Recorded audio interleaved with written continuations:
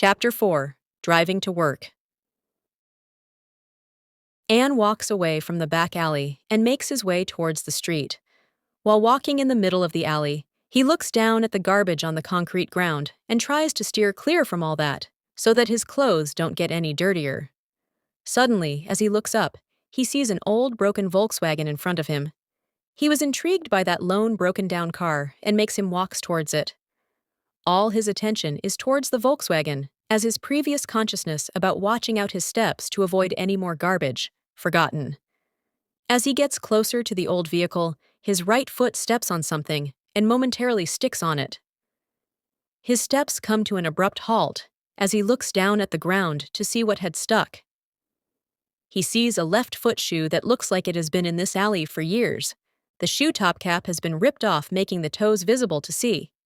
It also been covered with little mold spots spread around from the top of the shoe.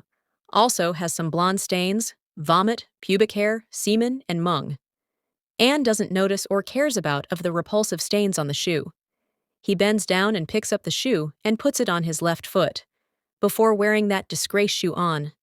He looks back up and now sees the old broken-down Volkswagen has changed into an old dark blue New Yorker that is parked away from the sunlight under the roof. Despite being old, it is maintained impeccably by the owner, thus looks fresh all the time. Parked near a one-story hose, the owner gets out of the house haphazardly, clearly looking like he's running late. Dam notices something as soon as he gets out of the door. "Oh, there it is," says Dam as he gets closer to something. A boot is placed on the cement step. It looks exactly like the one he is wearing on his right foot. Dam nears the cement step and picks up the shoe. He quickly puts the missing boot on. Finally, with both the boots on, he quickly walks down the steps as he makes his way towards the front yard where his car is parked. The driver's side door is across from where he is walking, and he is just about to cross the curve leading him to the car door. He doesn't notice someone walking behind until the voice of the steps become closer and louder. "Hey, Dam, can I have a word with you?" shouts Peterson, when he is just a couple of steps away from Dam. "God, not now," Dam mutters to himself quietly. Dam finally takes a deep breath before turning around and facing Peterson. "Hey, look, Pete. I'm sorry I can't talk right now. I'm in a bit of a hurry. Can this wait?" Dam apologizes and explains his situation while giving him the opportunity to approach him later with whatever matter he wants to discuss. Peterson doesn't take it well as he says, "Oh, this will only take a second, you lousy drunk bastard." Dam seems clearly puzzled as he hears such words for himself from Peterson's mouth. He finally asks, "What?" Dam is just processing whatever Peterson had said a moment ago, trying to remember any inconvenience that he may have posed in his drunk state at night, when in lightning speed, Peterson appears right in front of him, bursting his thought bubble. Peterson punches him right in his gut, and in a state of shock and the sudden contact of his fist with his stomach, Dam falls on the ground knees first. After a moment, he pulled himself up, balancing his weight on his hands and knees as he looks up at Peterson. Dam has a momentary vasovagal response due to the sudden hit, but he recovers soon. Dam groans loudly before saying, "What the fuck was that for?" Dam looks up at Peterson, his eyes red with rage as he gives him a death glare. Peterson looks down at him, smirking. Peterson responds, "You know why, goddammit. All these years you have been—" Before he could complete his sentence, Dam punches him in his testicles. Peterson immediately lets out a painful scream, his expressions giving away just in how much pain he is.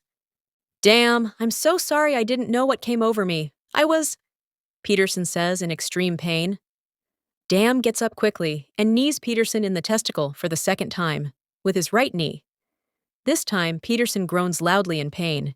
He isn't even able to stand properly now. "Well, I guess you've suffered enough, huh?" Dam says, as he looks at Peterson withering in pain, on the sidewalk of his front yard. Dam lets go of Peterson, and he falls to the ground immediately. Dam looks at him and lightly kicks his side to move him, but he clearly seems unconscious. Dam finally makes his way to his parked car and opens the driver's door. He quickly gets inside and closes the door in a swift motion. With his right hand, he opens the glove compartment. Grabbing a new pack of cigarettes, he shuts it close. He opens the cigarette pack and pulls one out from inside the pack. As he adjusts the cigarette between his lips, holding it in place, Dam's right hand was going for the car cigarette lighter. But when he sees the cigarette lighter is misplaced somewhere, he started to remember something.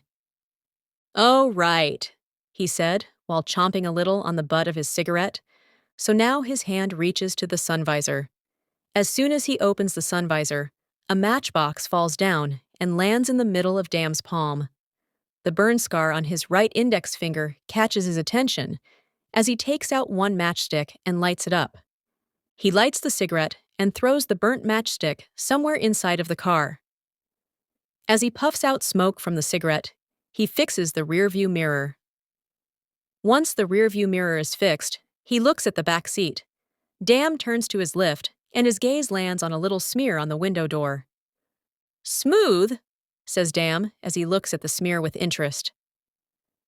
Dam rolls down his door window and looks at Peterson, who is still lying on the spot where he fell unconscious. Dam smirks and says, "Yeah, see you later, Pete. Have a nice day." Dam rolls his door window back up and makes his way out of his driveway.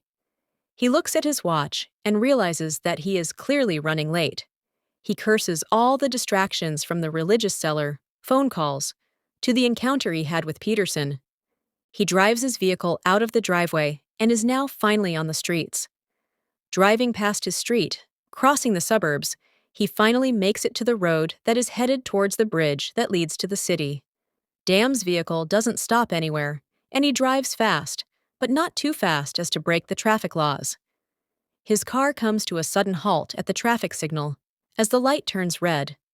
An old white-gray man with long, unruly hair and a beard that seems to be left unwashed and untended for days appears in front of Dam's car. The old man is shirtless and looks in dire need of food as his ribs are pretty apparent due to being undernourished. Barefooted, he makes it right in front of Dam's car as he starts cleaning the windshield. Dam looks at him and starts shouting at him from inside the car. "Hey, not on the windshield, buddy. I just cleaned it. Come on!" Dam shouts at the old man. Dam puts his right hand on his face and groans internally. Then suddenly, as if remembering something, he puts his other hand inside the pocket of his jacket as he pulls out a book. "Look, just clean the driver's side. I'll give you $10 in this Book of Mormon for free. Joseph Smith best work." The old man gets his point and shifts to the driver's side, leaving the windshield entirely. As promised, Dam hands him $10 and the book. The old man gives him a grateful smile and leaves his car's side, going back to the sidewalk. Dam resumes his drive with half-lidded eyes. He yawns, and after a few more turns and curves, he stops at yet another traffic signal. He could have driven past the signal before it turned red, but he didn't want to end up getting a ticket, making him late for work. While waiting for the signal to turn green again, he observes the people passing by on the crosswalk. There he sees a teacher with her students coming from the left. He shifts his eyes to the right for a moment to see a dowager and her little dog walking forward. He feels sleepy as he watches the old lady walk at a very slow speed. He turns back to his left. This time, he notices a woman walking while pushing a stroller with a baby in it. He sighs as he looks at a yuppie coming out of the sidewalk on the road, with his cell phone glued to his ear as he talks with a smile on his face, coming from the right side. His path is crossed by a clown carrying balloons coming from the left sidewalk. The yuppie looks up at the clown and smiles broadly while still talking on his phone. An obese woman driving her mobility scooter is coming from the right, while an elder couple holding hands coming from the left. The obese woman waves her hand to the couple as they waved back. There is just so much going on, and he realizes that he sees more people on the streets during these 100 to 120 seconds that he spends on at the traffic signal. He then sees a hipster couple putting an arm around each other as they walk towards the road from the right. A little mouse limping coming from the left and a little mob of people coming from both sides of the crosswalk. Dam gets bored looking at all sorts of people coming from both sides of the sidewalk on the road. He turns his head to his left while resting it on the headrest. He looks out of the window and sees Anne. He was staring at his father with a blank face, inside the car, as Dam looks back at him. Anne is standing on the sidewalk, and Dam looks at him while taking a drag of his cigarette. He puffs the smoke out of his mouth, and Anne feels as if everything has disappeared, except for him and his father inside the car across from him. He looks at his father as various emotions cross his face: hurt, anger, pain, love, vulnerability, and much more. One look at his face, and one can tell that there is havoc inside his heart at that moment. The wind is flipping Anne's bangs on his exhausted face. Blood is dripping from a cut on his forehead, making a bloodline down to the middle of his left eye, down towards the left side of his nose. Streaming further down to the left side of his upper and lower lips, it drips off his chin.